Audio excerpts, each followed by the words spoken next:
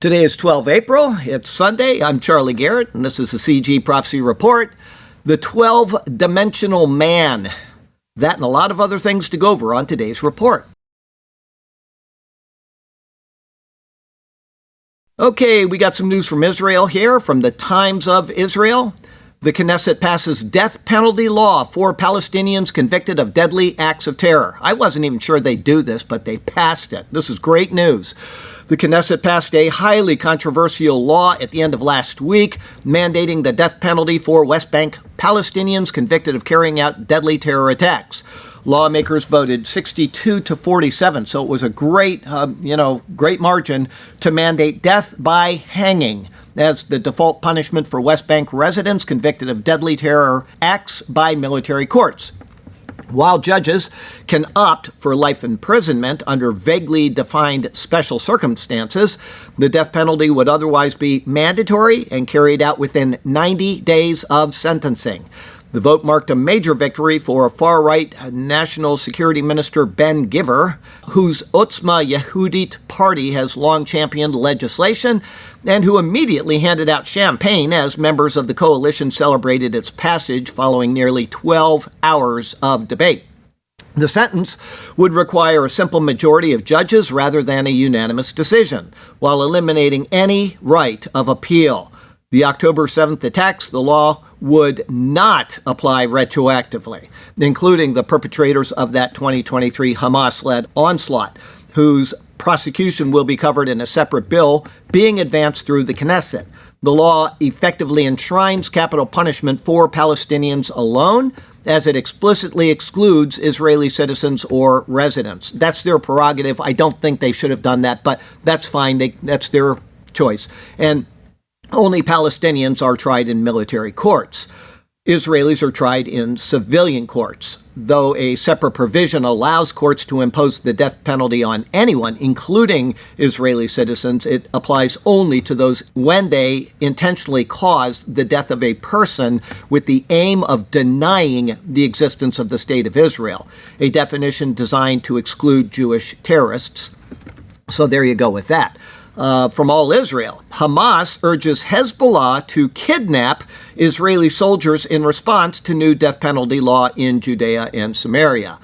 The Hamas terrorist organization, which controls roughly 47% of the Gaza Strip, has been at war with Israel since carrying out a sneak attack and massacre of Israeli border communities on October 7th. The group has now called on its ally in Lebanon, the Shiite terror militia Hezbollah, to kidnap Israeli soldiers as a form of retaliation.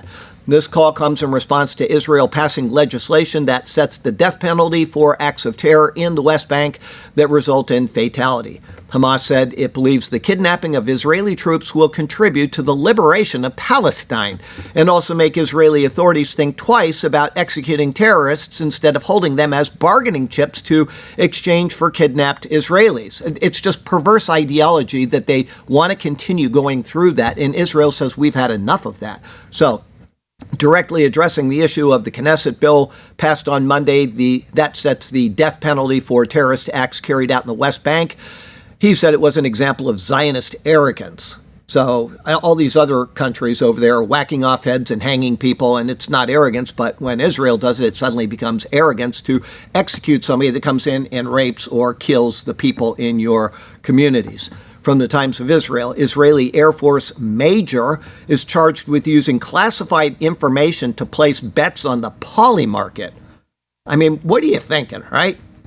Jerusalem Post, Israel halts defense trade with France, citing hostile attitude. Well, that's pretty much the state of all of the EU right now, but France has been at the forefront of it, along with Spain. JNS, Netanyahu casts Iran war as a modern exodus. I think that's like the worst comparison on the planet. I totally disagree with it, and if you want to know why, listen to today's sermon. I got some news from Christianity, from LifeSite. Pope Leo honors new female pro-abortion Archbishop of Canterbury. Pope Leo the 14th sent a congratulatory letter. Pope John Paul II was clear. The church cannot approve of women's ordination, The Catechism is clear. Abortion is a moral evil, but the letter to Moleli reads as if these teachings do not exist. This is not pastoral outreach, it is a scandal, and it leaves the faithful wondering, what does the Pope actually believe? So there you go. And from Not the Bee, Pope goes viral for saying God does not listen to prayers of those who wage war.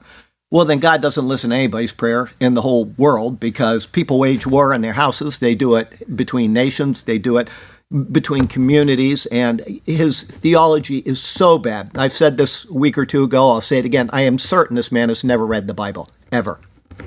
This is our God, Jesus, King of Peace, who rejects war, whom no one can use to justify war. What does it say?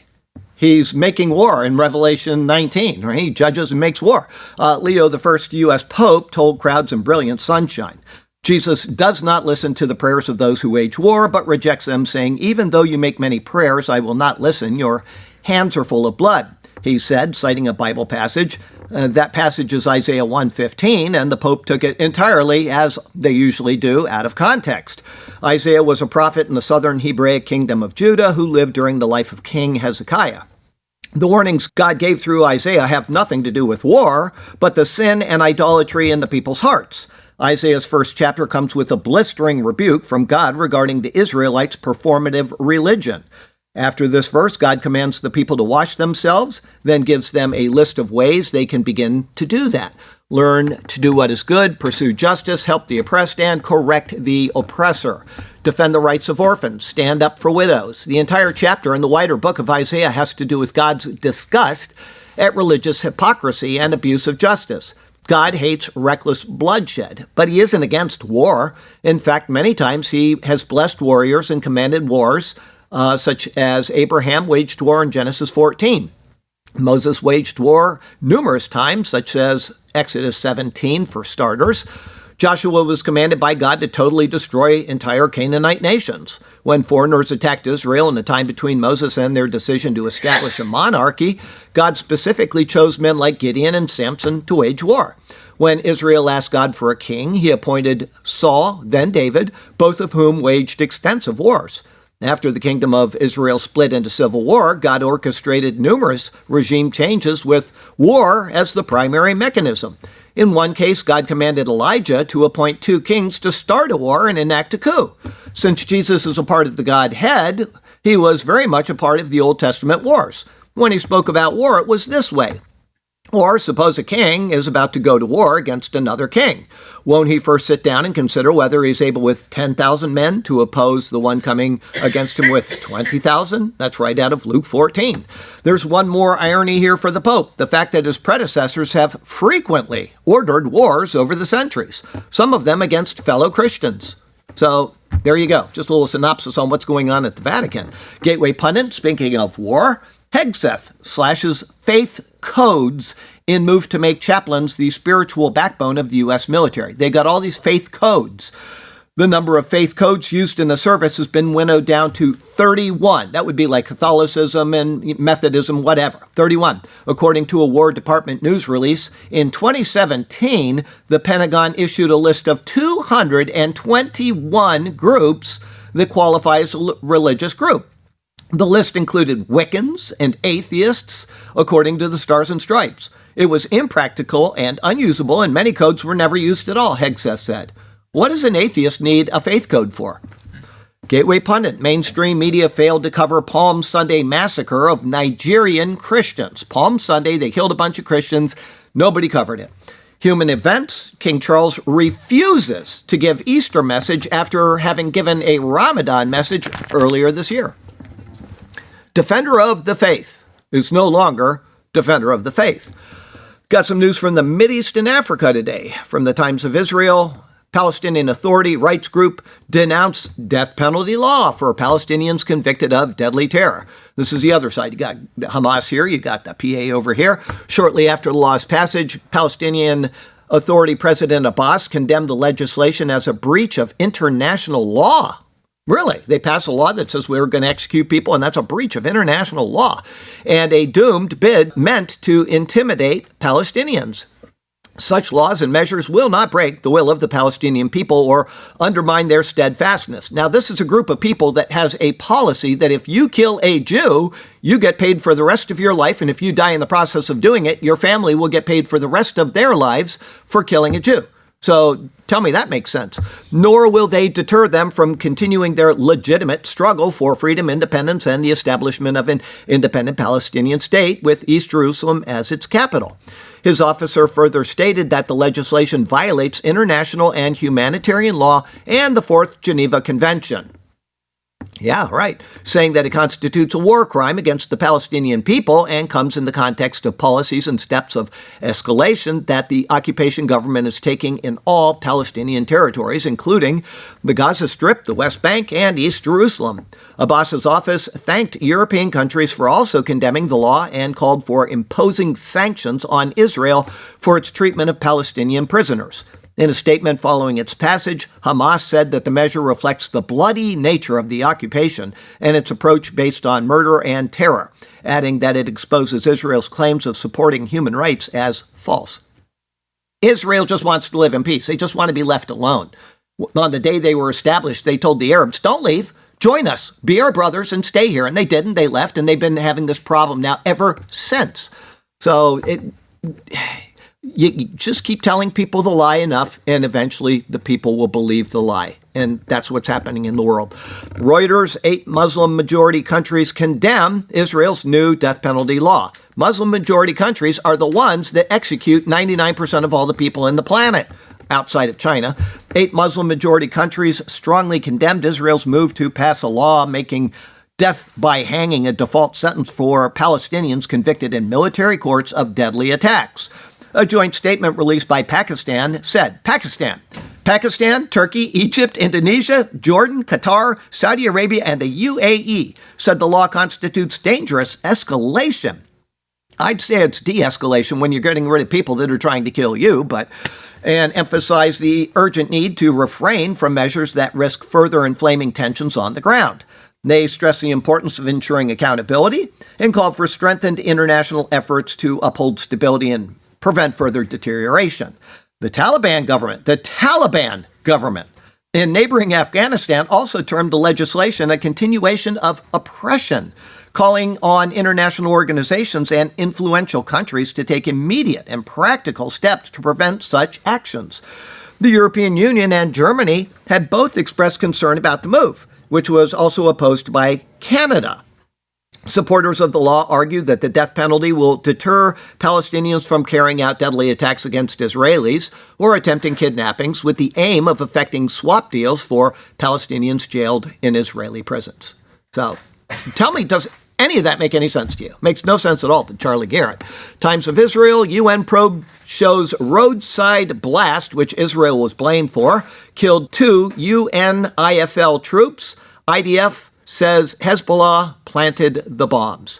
A roadside explosion appears to have struck the convoy of 2 Indonesian peacekeepers killed in southern Lebanon, the UN peacekeeping chief said, citing initial findings of an investigation. So come to find out it wasn't Israel after all. Mongolia. Forbes. Mongolia has its first luxury hotel. I can see her booking right now. Ron, we're going to Mongolia. It was worth the wait, it says. The opening of Ayan Zalaat Hotel and Spa, the debut property from the Mongolian-owned Ayan Hotels and Resorts, marks a genuine turning point for high-end travel in the region.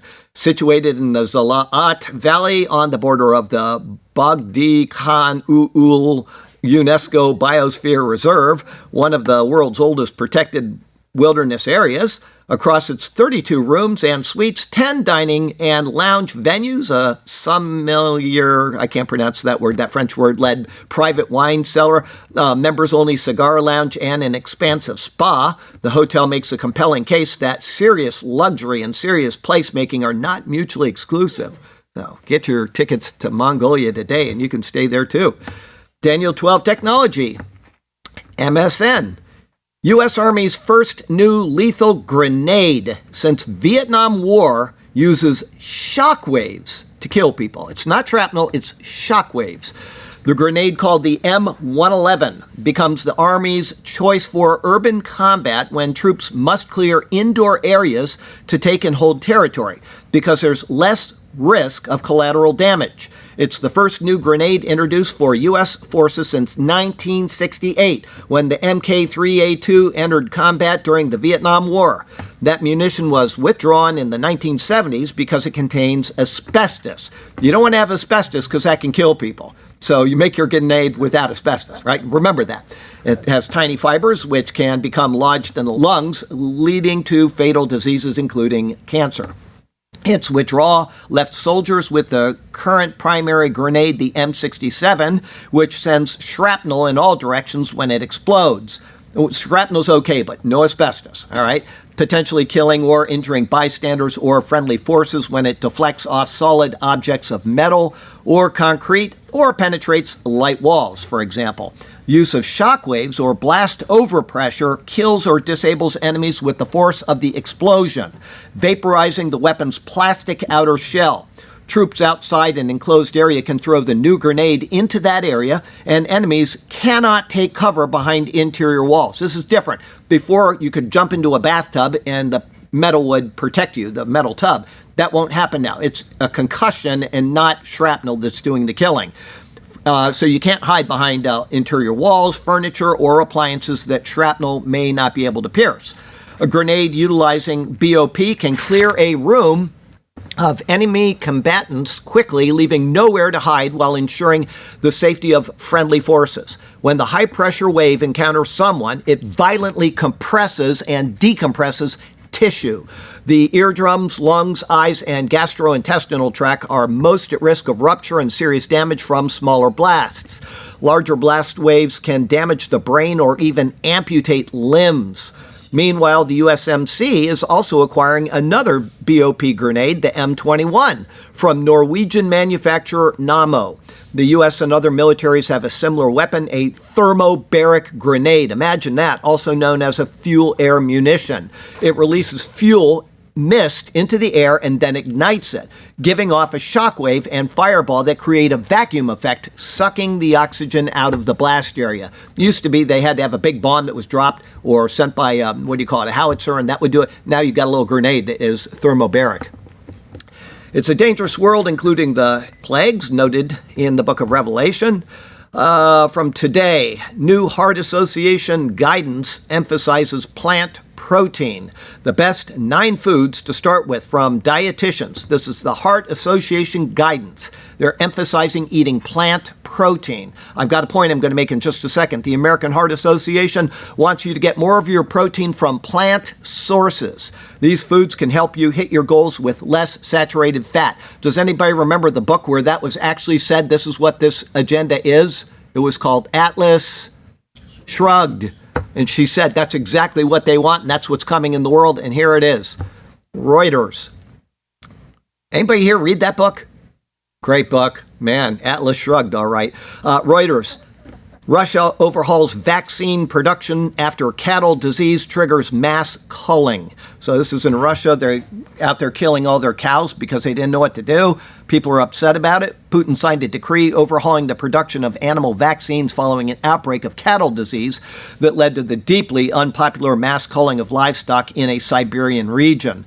Russian authorities have blamed, I can't pronounce that, a big word, and rabies for the outbreak that has spread to other areas. The head of a local state veterinary service also said that irregular vaccination on local small farms had led to a mutation of a pathogen. So they got the same problems in Russia that the rest of the world has too. From NBC. A deadly bacterial disease is returning, doctors warn, as vaccination rates fall. It's called Haemophilus influenzae type B, commonly called HIB, H-I-B. Prior to the vaccine, about 20,000 children in the U.S., mostly babies and toddlers, developed severe forms of HIB every year. Many children were left with permanent brain damage. About 1,000 children died each year. After vaccinations began, the number of Hib infections dropped to fewer than 50 a year. Many doctors who've trained in the past 40 years have never seen a case. As more people stop vaccinating children against diseases, Hib is something that we might see soon. So what they've done is they've taken a title and said this is happening, all these people are dying, and then they say we might see it, and it hasn't happened yet. So there's always an agenda. Read the whole article before you come to a conclusion, because titles can be deceiving. It's really tragic to think we're going to have to go back to having emergency rooms filled with little babies who have this highly deadly and dangerous disease. That may be true, but you don't mislead people in the title when you're giving out information. Morality. Gateway. Every single Minnesota House Democrat votes to let children watch pornography. Age verification bill dies in a 67-67 tie vote. So every Democrat voted against it. Children can watch pornography in Minnesota. Breitbart. Kansas GOP overrides veto of bill protecting pro-life pregnancy centers. So the governor vetoed it, and they have once again overturned her veto because she's making bad policy. BBC. U.S. Supreme Court strikes down Colorado's ban on conversion therapy.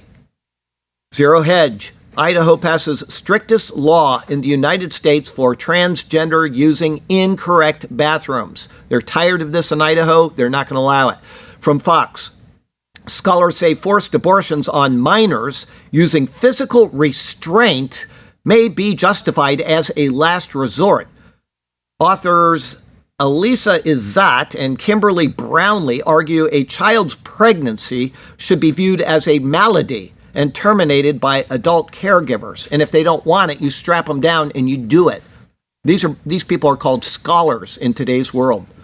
Mail Online, woman visiting the ER, and this made many major news services, so you may have heard it, but it's so appalling, I decided to read it. Woman visiting an ER for back pain, this is in Canada, shocked after doctors suggest euthanasia. Last thing on my mind, she said. Canadian woman who went to the emergency room with back pain said she was shocked when a doctor immediately floated the suggestion of euthanasia. Miriam Lancaster, 84, was rushed to Vancouver General with a fractured sacrum, a break at the base of the spine relatively frequent in elderly people. Lancaster said she was stunned by the doctor's immediate suggestion upon examination. I was approached by a young lady doctor whose very first words out of her mouth is, "We would like to offer you euthanasia," Lancaster said. The retired piano teacher said she just wanted to find out why she had a pain and had never considered a medically assisted suicide. She said that she had been most upset by the timing of the request. My foot really hurts, right? Yeah, we'll give you euthanasia if you want that. Actually, my foot last night did hurt. Maybe that was subliminal. Tell you what, I got, if you ever have this problem, and some of you may, it's not as uncommon as you think, but I got a fungus in one of my toes one time. The toenail got torn off and I got a fungus, and it never goes away in your body. It'll always be there the rest of your life. And so about once a year, this fungus starts acting up. It'll turn your nail black and the nail will fall off, and then it happens. Okay. Well, last night, in the middle of the night, it started hurting very badly. I know that I know what's coming. I've gone through this at least 30 times. So I'm laying there, and what do you do when you have, if I'm talking to anybody that has this, if you have a fungus, what is it that you put on it? It'll take care of it immediately. Anybody?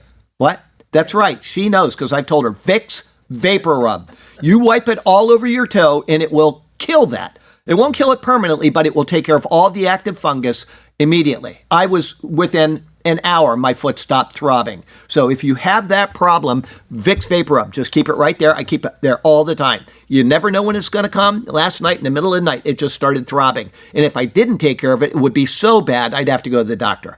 Okay? But I know what to do. Vicks Vapor Rub, it just takes care of that problem. Keep it on hand. And just in case you ever get that, always keep Vicks in the house anyway, because you never know when you're going to have that problem. It just can come to anybody if you tear a nail or something.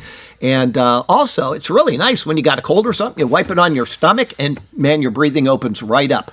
Don't put it here, because then it gets in your eyes and you can't see a thing. You breathe real well, really quickly, but it'll get in your eyes and you're walking around like, I wish I didn't do that. So Vicks Vapor Rub for the stomach and breathe up, okay?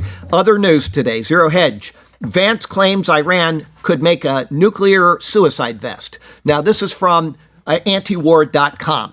Okay, it's been linked by Zero Hedge. And so they are anti-war, and so they're making a joke at this guy. Now, I brought this up before, and I'll tell you afterward, and you'll remember. You'll say, oh, I remember you said that. Vance made the claim during a cabinet meeting while discussing military and diplomatic options, this was about a week and a half ago, that the U.S. says regarding the conflict with Iran. Now, did everybody here see that Iran walked away from there's no peace? So we're going to go in there and we're going to have to finish what we started, unfortunately. That's just what's going to happen. Anyway, so he has continued to portray the war as being necessary to prevent Iran from making a nuclear weapon. Why did the negotiations fail? Did anybody read that? Because we said we do not want them to have the ability to make nuclear weapons. And they said, we want that ability, which means that all along they have been doing what? Trying to make nuclear weapons. So the very fact that they walked away based on that tells you that that is a problem, and Trump has done the right thing, even if it costs us in the end.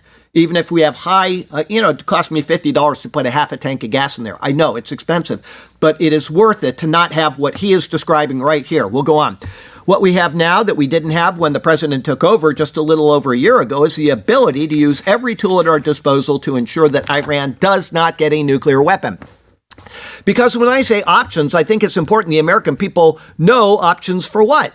And it's options to ensure that Iran never has a nuclear weapon. You talk about people who walk into a crowded supermarket and have a vest on, and they blow up the vest and a couple of people get killed, and that's a terrible tragedy. What happens when what's on the vest is not something that can kill a couple people, but can kill many, many tens of thousands of people? A nuclear bomb could not be miniaturized to the point where it could be worn as a vest. This is their commentary on what he said. Could not be. Plus, in recent decades, the overwhelming majority of suicide bombings in the region were carried out by Sunni Muslim extremists, not Iran and its Shia allies. That's an argument from silence. Just because they haven't done it doesn't mean that they don't intend to do it. Before the U.S. and Israel launched the war, Vance became one of the leading voices of the admin, making the claim that the coming conflict was about preventing Iran from developing a nuclear bomb, which is exactly what it is, contradicting Trump's insistence that U.S. airstrikes in June 2025 obliterated Iran's nuclear program. They did. But the problem is that that material's still down there, and we want to get that material retrieved so that they don't do what they've been saying they were going to do. Okay, so that's the end of the article. Here's what I promised. I know you're on the edge of your seat, and I'm now going to sit down. Here's what happens. I watched a thing on nuclear development, okay? And DARPA makes nuclear bombs. They're behind the development of these bombs, okay? And other government agencies as well. But a guy from DARPA was talking. I'm certain it was DARPA. If I'm saying it wrong, I'm sorry. But he was talking about miniaturizing nuclear bombs. And he said, we were miniaturizing them where you can put it in a howitzer. Everybody's seen that when they shoot it and it goes about 5 miles and then there's this giant nuclear explosion. And he said, we've made them all sizes. We made all sizes. He said, somebody put in an order for a nuclear hand grenade.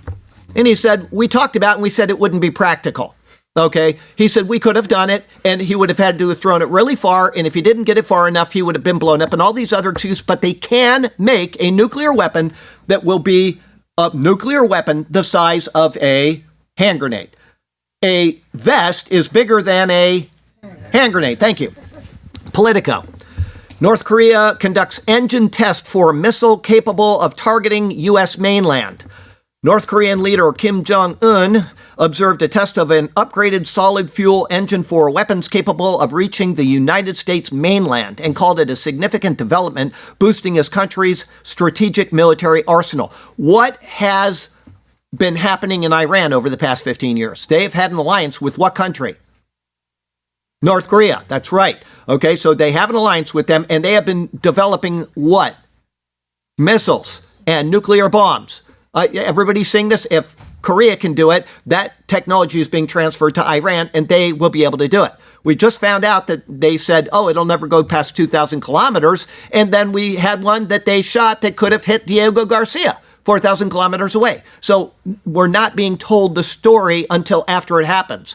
They know what's going on in the Trump admin, and they don't want this to happen, Boston suddenly disappearing. Okay, well, the test was in line with Kim's stated goal of acquiring more agile, hard-to-detect missiles targeting the U.S. and its allies. Some experts speculate North Korea's claim may be an exaggeration, and that could be. But it doesn't matter. He is working on it. Missiles with built-in solid propellants are easier to move and conceal their launches than liquid fuel weapons, which in general must be fueled before liftoffs and cannot last long. KCNA reported Kim watched the ground jet test of the engine using a composite carbon fiber material. It said the engine's maximum thrust is 2,500 kilonewtons, up from about 1970 kilonewtons reported in a similar solid fuel engine test in September. So they have gone up 500 kilonewtons in a couple of months. KCNA reported the test was conducted as part of the country's 5-year arms buildup meant to upgrade strategic strike means, a term referring to nuclear-capable ballistic missiles and other weapons. Kim said the latest engine test had great significance in putting the country's strategic military muscle on the highest level. North Korea's report on the latest test could be bluffing, as it didn't disclose some key information like the engine's total combustion time. So you have 2,500 kilonewtons, but maybe it only goes for 50 seconds instead of 90 seconds. And so they really can't get as far as they want. We don't know. When North Korea reported about the previous engine test in September, it described it as the 9th and final ground test of a solid fuel engine that it earlier said would be used for ICBMs. Observers predicted at the time North Korea would soon test launch an ICBM loaded with that engine, but it hasn't done so yet. Some foreign experts say North Korea still faces technological hurdles before it has a functioning ICBM, such as ensuring its warheads survive the harsh conditions of atmospheric reentry. But others dispute that assessment, given the number of years the country has spent on its nuclear and missile programs. There is a problem with that dispute, though, is because today we have things like AI and supercomputers that can develop things that we had to do on slide rules back when we did it. And so that's really not a good argument from Politico. Politico has got a left-wing agenda, and everything is okay in the world except Donald Trump. Zero Hedge. U.S. firm takes control of one of the world's largest cobalt producers. The buyer, Virtus Minerals, completed its acquisition of Congo-based Chemaf for $30 million, along with a pledge to invest roughly $720 million. The deal caps a years-long push to ensure U.S. access to cobalt resources in the DRC.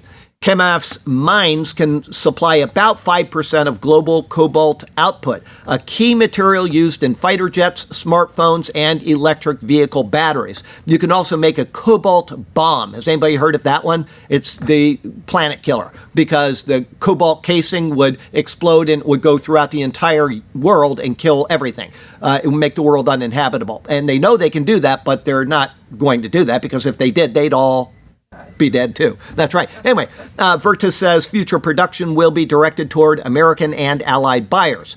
Despite its value, Chemaf proved difficult to sell. U.S. companies were wary of its heavy debt, around $1 billion, along with reputational concerns and the challenges of operating in the Congo, obviously, including weak infrastructure, corruption risks, and labor issues. So, Times of Israel. Trump aides said to believe he's mostly improvising rather than following a clear plan on Iran. I've seen 3 different people talking about Trump in the past week from different parts of the time of his administration, and they all came to the same conclusion. This one kind of confirms that as well.